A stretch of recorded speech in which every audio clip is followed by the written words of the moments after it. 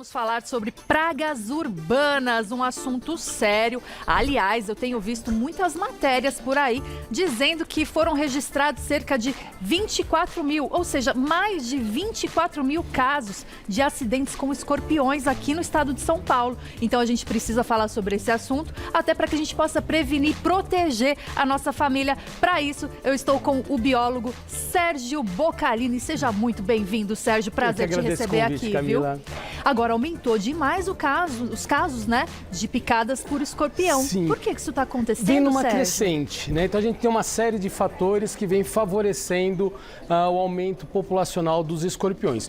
Uma questão que a gente sempre discute é o aumento de temperatura, né? Então essas alterações climáticas que a gente vem vivenciando, isso tem contribuído bastante para que a população de escorpiões elas venham aí aumentando. E tem outro fator, Camila, nessa espécie que acomete principalmente o estado de São Paulo e algumas outras regiões também, no caso do escorpião amarelo, no nosso estado nós só temos fêmeas, não tem o macho, né? Então ela se reproduz por partenogênese, então o processo fica muito mais rápido, muito mais acelerado. Se reproduz como? Por partenogênese, não precisa do macho, é isso? não precisa da reprodução, da fecundação cruzada. Ela por si só dá conta. Olha só que coisa. E aí se prolifera ainda mais. Muito mais rápido, exatamente. Meu Deus do céu. E por que em regiões urbanas? Muita gente fala assim, aqui na cidade não vai acontecer, acontece mais quando tem regiões mais com mato, com vegetação. Sim. Por que aqui na cidade, em regiões urbanas, tem aumentado? Tem a ver com lixo também que a gente produz? Também tem, né? Mas primeiro de tudo a gente precisa entender que as cidades, elas cresceram e ocuparam até então ambientes que eram naturais, silvestres, e a gente tinha a presença de escorpiões nesses espaços. E o homem, ele propicia muito o deslocamento desse animal para várias regiões. Então, ele no transporte de materiais, material de construção, materiais que vão para jardinagem, tudo isso pode levar um escorpião, no caso de uma fêmea, que por conta ali, ela já vai iniciar um processo de infestação. Então, isso vem contribuindo. Mas a alimentação realmente é um ponto importante também, Camila. Nas áreas urbanas, a questão do lixo, a sujidade, propicia muito o aumento de outros insetos, como baratas, por exemplo, que é um dos alimentos prediletos aí dos escorpiões. E eu tô vendo que você trouxe alguns aqui, então quer dizer que tem tipos diferentes de escorpiões, é isso? Sim, nós temos... Em áreas urbanas, nós vamos ter principalmente 3 espécies. O escorpião amarelo, que é o Typhus cerulatus.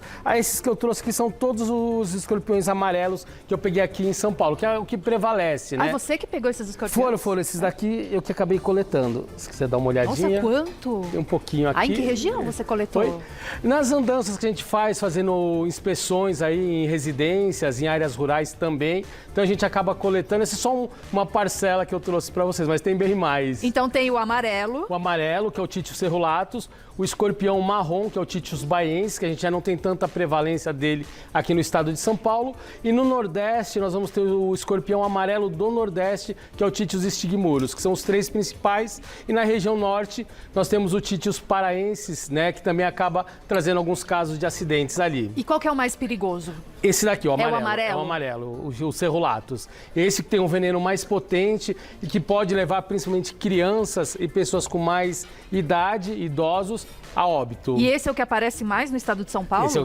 Esse prevalece no estado de São Paulo. Oh, meu Deus. Nós estamos com uma situação realmente muito crítica. Praticamente todos os municípios do nosso estado, Camila, estão infestados com escorpiões. Então, crianças e idosos são mais vulneráveis. São mais vulneráveis. Precisa tomar muito cuidado. E a gente sempre recomenda, Camila, em casos de acidente, não perca tempo. Pega a criança, pega o idoso que foi picado e leva para um pronto atendimento. De preferência, já tenha noção de um hospital, algum local que tenha o soro anti-escorpiônico, porque não são todos os locais que tem. Não são. Não são todos os locais. Mas o que eu faço? Na hora eu percebi que levou a picada, eu preciso ligar no hospital antes de ir para verificar se eles têm o soro. Ou então vai num posto de saúde mais próximo, lá eles vão indicar aonde vai ter o soro, tá? Ou então, se puder no caminho ir ligando, conversando numa unidade de saúde, para direcionar para o hospital ali e levar para já iniciar o tratamento de imediato.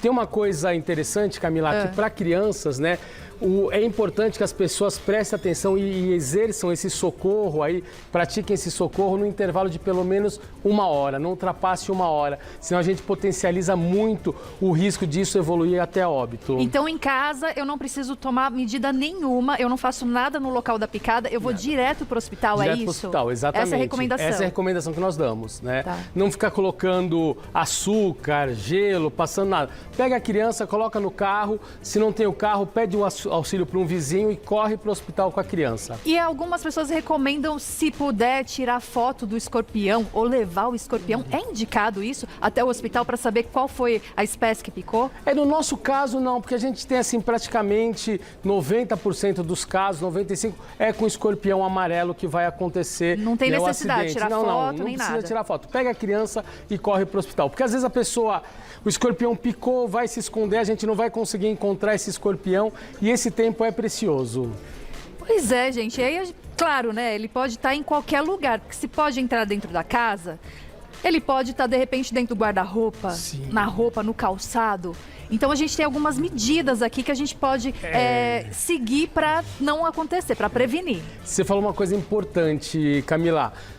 As pessoas precisam criar o hábito que lá atrás, né, os nossos avós, pais, mães já tinham, que assim, vai calçar o sapato, chacoalha, né? Bate ele para ver se não tem nada dentro. Vai colocar uma calça, uma camisa, dá uma boa sacudida, uma boa chacoalhada para ver se não tem algum bicho ali que entrou à noite e acabou se escondendo. Porque os escorpiões, Camila, eles conseguem também se deslocar e subir em paredes, né? Se for uma parede mais rústica, ele vai conseguir acessar pontos mais altos ali. Quais são os sintomas depois de levar a picada? Muita dor. É uma dor muito intensa, local. Né? Local. E ela começa a irradiar pelo corpo, né? Ela começa no local da picada e com o passar do tempo ela vai irradiando pelo corpo e a pessoa vai sentir uma dor extremamente forte, muito alta mesmo, né? Então, algumas pessoas que foram picadas dizem que beira quase que uma dor insuportável ali, de tão doído que é. E aí depois os outros sintomas vão evoluindo, podendo, né, como eu falei, mais no caso de crianças e idosos, mas os adultos também, né, se você tem um adulto com a saúde um pouco mais debilitada ou então mais sensível, ele também pode correr o risco de virar óbito. Olha, então realmente é muito perigoso, tem que tomar cuidado. Amanhã, dia 20, é comemorado aí o dia do mosquito, né? Eu não sabia disso, tem o dia do mosquito. E quais são as doenças, então, que são mais preocupantes transmitidas por esses mosquitos? Nós temos uma quantidade muito grande de doenças, Camila, associada à presença de mosquitos, né? Tanto é que o mosquito é considerado, entre aí os animais existentes, o que mais mata seres humanos, né? Pela transmissão de doenças, muito mais do que os outros que a gente acha que é tubarão, que são grandes felinos, não, mas são os mosquitos em função desse potencial de transmitir doenças, tá? Aqui no Brasil nós temos uma quantidade de espécies bem interessantes de mosquitos e associados à transmissão de diversas doenças. Para nós, aqui a gente traz aí com bastante relevância a dengue, né? Que tem aí trazido um impacto muito grande em saúde pública, que tem uma associação direta aí com o Aedes aegypti, né? Esse mesmo mosquito pode transmitir chikungunya, zika vírus também, mas nós temos outros mosquitos que também transmitem doenças, né? Por exemplo, os anofilídeos transmitindo malária em algumas regiões, nós temos os flebotomíneos que transmitem a leishmaniose, então várias doenças, né, que podem estar associados à presença de mosquitos acometendo a população. Para nós, em grandes centros, a nossa maior preocupação ainda continua sendo o Aedes aegypti, em função da transmissão da dengue e essas outras doenças que estão associadas a ele também. E o Aedes aegypti é resistente, né, Sérgio? Sim. É difícil acabar com ele? Ele se adaptou muito bem às áreas urbanas, Camila. Se você for, né, as pesquisas nos mostram isso, você quase não mais encontra o Aedes em vida livre, né, em ambientes naturais, em matas nativas, né, ele se urbanizou em função de uma série de facilidades que ele encontrou, produzidas pelo ser humano, né? Então a gente teve esse aumento populacional muito grande. E aí ele também vai se adaptando, aí a gente tem a questão da resistência, né? Que algumas espécies já nascem resistentes a determinados produtos químicos. químicos, o que dificulta ainda mais o nosso trabalho. E você trouxe aqui 5 cuidados para a gente se proteger dessas pragas. Conta pra gente. Então a gente vai ter, né? A gente sempre trabalha muito aí baseado em cima de não deixar espaços, né? Para eles adentrarem, né? Então sempre evitar de deixar frestas, né, abertas, buracos, vai lá, arruma lá com cimento, com uma argamassa, fecha tudo isso, você vai diminuir a questão da presença deles, né? A questão da organização e limpeza dos ambientes também, né, vai propiciar um local com poucas possibilidades para esses animais. No caso dos mosquitos, do Aedes principalmente, a gente vai ter a questão de não deixar criadouro à disposição, né? A gente fala muito, né, de novas tecnologias que foram surgindo, mas a receita principal ainda é não deixar formar criadouro, né? Que é a água parada. Água parada, a famosa água parada. Limpa, né? Muita gente acha que é suja, mas é limpa, né? Que eles gostam. Aí eu vou colocar uma aspas bem interessante aí nessa sua fala, Camila.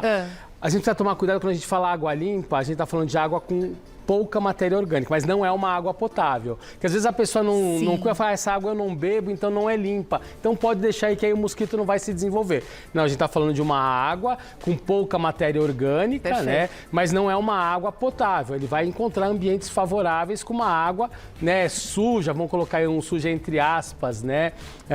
Mas ele consegue se desenvolver com presença de folhas, de resíduos, acaba se tornando um ambiente favorável para o Aedes se desenvolver também ali. E com esses passos a gente consegue se proteger e proteger a nossa família, né? Com certeza, né? Então as pessoas precisam, né, se conscientizar do papel delas. Eu sempre coloco, Camila, tanto na questão dos mosquitos e também na dos escorpiões, que às vezes os nossos trabalhos eles têm algumas limitações, que a gente conte também com especialistas, com empresas especializadas, muitas vezes para poder buscar uma boa solução, né? No caso dos escorpiões, principalmente no quesito aplicação de produto químico, né? Que você já deve ter ouvido falar por aí que não tem produto que mata escorpião, pois né? O que não é verdade, né? A gente tem sim, mas são produtos destinados a entidades especializadas, né? Então não vai estar no supermercado. Evitem usar os produtos de supermercado para controle de escorpiões, porque esse sim pode desalojar e provocar um acidente. Sérgio, muito obrigada pelas informações. Se você quiser conhecer mais o trabalho do Sérgio, eu vou passar aqui no @sbocalini. É isso mesmo? @sbocalini. Bocalini lá no Instagram. Isso, e deixo também o sindicato, o Sindiprag, à disposição para quem quiser pesquisar alguma coisa, ele sempre fica à disposição também. Muito obrigada.